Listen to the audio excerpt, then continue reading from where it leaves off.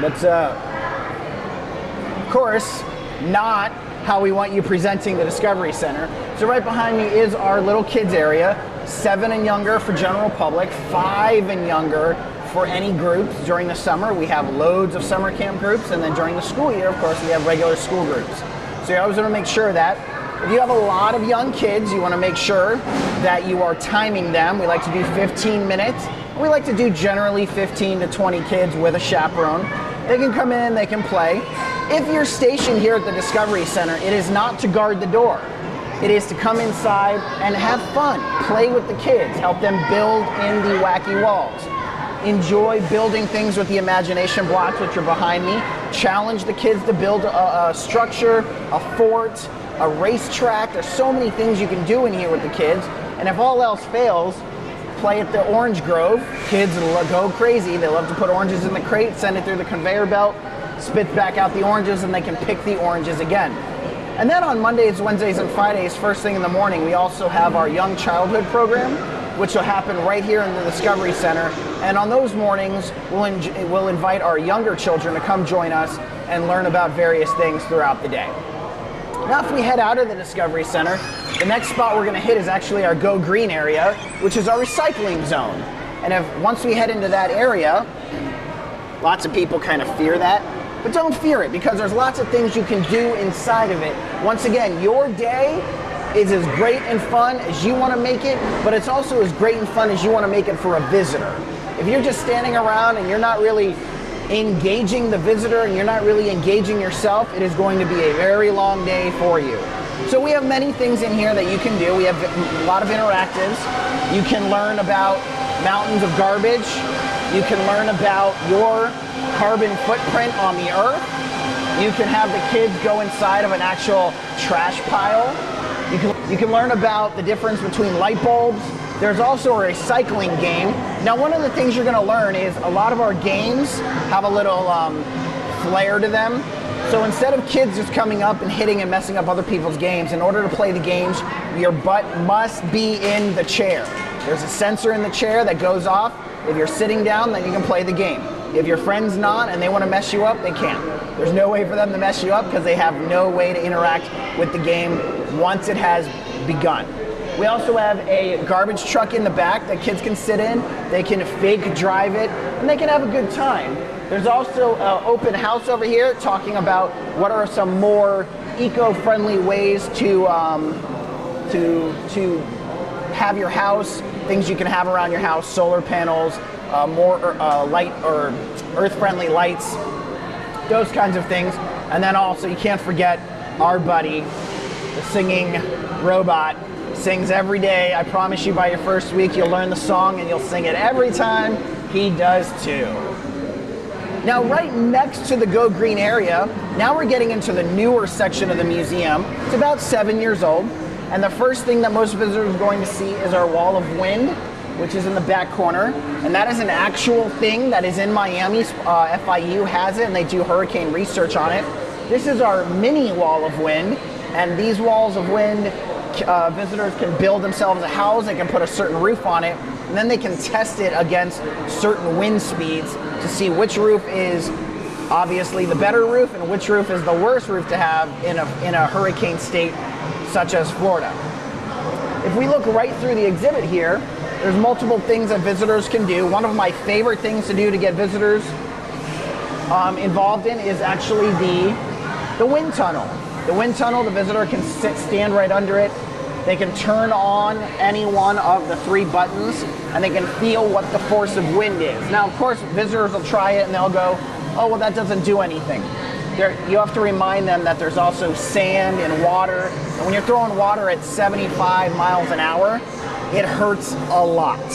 So that's the one thing that you want to always make sure visitors are aware of once they're standing in there. Of course, kids will go in there and they'll do it a million times over. They'll try to get it to make their mouths ripple all over the place. Pretty fun. Right here in the middle, we have a game. Visitors can play against each other. One side, you build a storm. The other side, you actually build a house, and then you guys fight each other, and we find out which one wins. Either the storm wins or the house wins. No pun intended for Vegas there, but they come together and do that.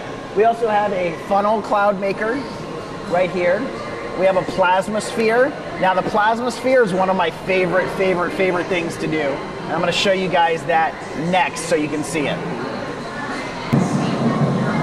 All right, so we're here at the plasma sphere. It's one of my favorite things to do because visitors get to see this. Now, of course, we have a visitor here. Go ahead and just touch it. So what you see is the plasma is immediately attracted to her hand and it stays there. Well, this is what most visitors do. But then they forget there's one more aspect to this. All right, go ahead and let go. So what I'm gonna do is I'm gonna put my hand on, but now we're gonna do one more thing, and this is kind of fun to do, and you can't hurt anybody doing this. Go ahead and bend your finger like this. Now touch me slowly. You felt that, right? So what happens is we're actually transferring the energy to each other, but one other cool thing you could do, now smell it. What does it smell like? Right, so what happens is when you're transferring the energy, you're actually burning a few cells on the skin so they can feel it and I can feel it too. It's something fun to do with the visitors to really get them engaged, because then now you're gonna go do it to him and he's gonna do it to someone and they're gonna have a ball with it. All right, thank you very much, I appreciate it. Right here we have our cloud machine. It's also another fun one that kids love to do. When you come up on kids though, you're gonna watch them do this, and they're not gonna really understand what's happening. The cool way to do this is you can get many people involved, you can get everybody's hands on, and if you hit it slowly, you can get them to watch the cloud all the way to the top. And you can get 10 kids to do this at a time, and you can continue to watch as this happens. Another fun thing, very interactive for the kids to do, is our Channel 7 news desk right over here. Visitors can learn about various tropical storms and hurricanes that we've had here in the Sunshine State, or they can even become a news reporter for a few minutes by telling us the weather. The reason we have this awesome exhibit is actually our partner FPL from Florida Power and Light, and we have an exhibit right here for FPL. And through this, you can do many interactives. You can learn how to repair the light pole. You play the game, you get the power back on, and you learn about what it is FP&L does in our state that helps keep our power running during hurricanes and especially not during hurricanes. All right, let's continue on to the Everglades. Now, as we move into the Everglades, the one thing you're gonna notice is this beautiful face is on a lot of television screens around the museum. I apologize. But if you are stationed at the airboat ride, this is where our Everglades Airboat Adventure starts. The Everglades Airboat Adventure is a fully functioning simulator. It rocks in front to back, side to side. It has six points of freedom, so it can really give you a good little jostle. Once again, it's a simulated airboat ride. It's not a crazy go all over the place, you're gonna fall out. And actually, right on this side is one of our awesome exhibit techs, Debo. If you ever have a problem, say hi, Debo. Debo will be one of the guys that helps get it back up and running so that you don't have to worry about it being down for a long period of time. Now, of course, we get out of the Everglades and we move into prehistoric Florida. And if you look behind me here, and I know it's a bad angle, but this is Megalodon. And of course, this summer, or at the end of the summer in August, there's gonna be a movie about the Megalodon called The Meg. And Megalodon actually lived here in the state of Florida. How do I know that? Because I wasn't around 65 million years ago, or however many millions of years ago it was here. Well, I know that if I follow the rivers up the state and I start sifting through the rivers, I'm gonna find shark teeth. Various kinds of shark teeth. So the question is, how do those shark teeth get to the river if sharks live in the ocean? Well, if you go back all those millions of years ago, Florida was underwater. So all of those sharks lived above us, including our friend Megalodon, who lived there as well. And right in front of Megalodon, we have a shark tooth pit, or a dig pit. And inside the dig pit, kids are welcome to dig for shark teeth. There are shark teeth in there. We do encourage the kids to take one Once they find one, that is all they're allowed to take, and to please share and let other kids have a turn. This does get very messy. Kids will take off their shoes. They'll bring all of that out here. But once again, and you guys can see it all over the floor right now, but once again, if that is the case in your station here, ask for a broom. Let's get it all back in there because kids really love this area, and the teeth do get replenished on the go. Now, as we continue around, this is all still prehistoric Florida, and it's kind of in the middle of everything, so it's hard to like differentiate where it stops and where it begins. But right here's another cool exhibit. You can talk to visitors about if they were food, how many of them would equal the food for a megalodon. So if I was to step up here, it would take 21 of me to equal the food that a megalodon would need for the whole day. And as we continue moving through, we also have a couple of computer interactives that the visitors can interact with. So if we roll the ball through, I can land on any one of the fossils here. Let's just pick one.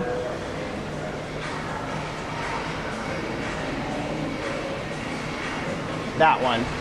So we have, it's a tapir from 1 million years ago, and as you scroll deeper, this number goes way down. So here we go, to 70 million years ago. But the cool thing is, so there's an ammonite. On this side, it shows you what Florida used to look like in that time. So Cretoxyrhina is the shark, 70 million years ago. Green is the only place where there was land. All of the rest of Florida was underwater. So it's a cool exhibit, and we have one on this side, and we also have one on the other side that visitors can see.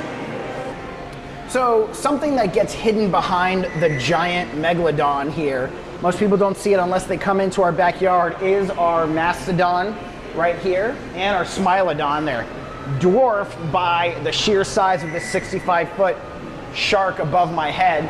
But right here, cool thing, visitors can come over here, they can crawl around it. Underneath it, there's 2 sensors, so you can make him roar. And the same thing goes for the smilodon or saber-toothed tiger. Over here as well, there's a sensor near the front left foot so that you can put your hand over and you can make that roar. Cool thing is you can also show visitors how wide the smilodon was able to open its mouth, hence why it was able to eat larger animals. They were able to really open their mouth very wide so that people can see. Now, we're on the back side of the megalodon. And one thing you're gonna notice a lot of is people are gonna wanna take a picture in the mouth of the megalodon. And if you look straight here to the left, you can see where visitors would get in. Now, being a staff member or volunteer, if you see that, and we all see this when we go to Disney, Universal, anywhere, there's always somebody who you need to take a picture so you can remember the moment, right? You're always like, hey, do you mind taking a picture of me and my friends, or me and my family, or me and my significant other, so that I can remember the moment. Offer visitors that. You want to be able to say, hey, let me take the picture for you. You guys go ahead and get in there as a family. Now you've created a magical moment, or a Kodak moment, however you would like to put it, for those visitors, or for better or layman's terms, a mods moment. Now they'll remember mods or the museum for a while. Right in here, we also have one more exhibit. We have a large chunk of ice. Whoops, almost fell. We have a large chunk of ice right here, and this chunk of ice is melting, and as it melts, it drips down into the tank down here. Basically, we are just trying to give the idea of what is the future supposed to bring. We don't know. So right now the water is dripping down. Now, of course, as the water drips down, it raises the water level, and this is where Florida would be, and you can see the water level is creeping higher and higher as this melts down. Just to give people an idea of what could happen, what might happen. Okay, once again, you don't want to also get into arguments with visitors over climate change or climate disruption or evolution or things like that. Visitors will try. You don't need to get into it. You just respect everybody's opinion on it. Well, as we swing around, you're going to notice we actually are hitting the end of the airboat. This is where the airboat exits. So the visitors will come out here and they will head out any direction that they would like to go. And as you're walking around yourself, make sure you read all the signs everywhere you are. Make sure you see everything, you touch everything, and if you don't know, ask. There's no harm in asking a question to me, to Leah, to Nicole, who are the floor managers, just so that we can help educate you or find a staff member who knows, because I guarantee you, we will find the answer. All right, so trivia question, if you're a staff member, and if you're not, don't have to answer it. Where's the aquifer? I've asked a couple of you this, but it's right behind me. This is our aquifer exhibit, or at least the front of it. So the cool thing is here on the front, there are buttons and there are some cool facts. You can touch the buttons and it actually shows you certain things on here. It makes some sounds. You can make it rain. I gotta make sure I hit the right buttons here. So you see the water flow here. You can see various things happens, and it also rains on the front. But if we move into the aquifer, this is a spot a lot of kids like to hang out, so just make sure you're wary of it. So we head into our aquifer now, and I'm very echoey. And inside the aquifer, you're gonna get the water feel. You're gonna get a video up here as well. Hi Debo, bye Debo. As you can see here, and visitors can come in here, they can watch the video, but the aquifer is a huge part of Florida and where our water, some of our drinking or all of our drinking water comes from, so it's something that we definitely want to keep tabs on and something we want to educate our visitors about. All right, so now we're in the newest part of the museum. This is our science park. It just opened this past March, and there are a number of exhibits out here. This is outside. We do have a couple shaded areas. There's a water fountain out here, but pardon me, everything here is larger than what would fit in the museum. So we brought it out here so that we can show visitors what we have. And as we pan through, you're gonna notice, so we have a roller coaster area, we have a sun spotter, we have bottle rockets, we have a wheel roll, we have tug of war, and that's kind of going in line with the distribution of weight and principle. We have our sound station where kids can make music. We have a ball launcher. We have our solar power. We have a ball range where kids can shoot little balls all the way through targets. And then we finish up with the cool fan right over here. And you're gonna learn all about these exhibits once you start coming into the museum. You will be shadowing people and you're gonna start to see exactly what we have, why we have them, because it's easy to say, go play with roller coasters. Well, what's the principle? What can I teach a kid in 30 seconds about a roller coaster while they're building it? And as you can see, we've got some roller coasters built here in pieces right now, and you'll learn all the features that go with it.